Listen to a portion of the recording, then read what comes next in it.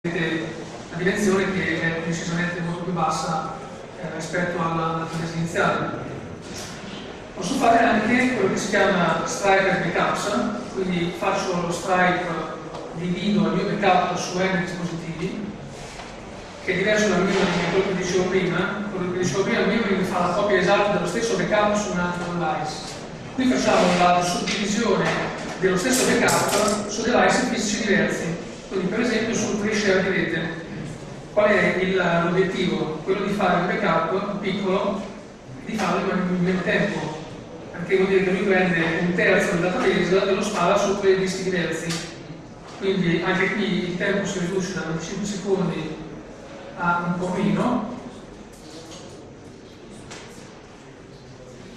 In realtà poco meno, perché comunque sono sempre 290 mega di copia. Sono 5 secondi, però abbiamo 116, 116, 116. Io l'ho messo tutti dentro lo stesso disco, ovviamente sarebbero dischi diversi, o nastri diversi, o un disco e un nastro, per esempio. Quindi, no, scusate, dispositivi diversi no. Dispositivi dello stesso tipo, ma divisi, quindi 3 nastri o 3 dischi, per intenderci.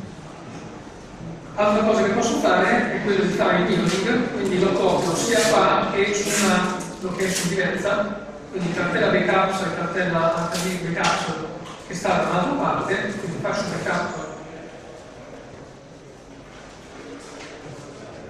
di questo. Qui sto facendo la copia sia qua dentro, questo, sia nella cartella backups. Vedete che sono sempre 349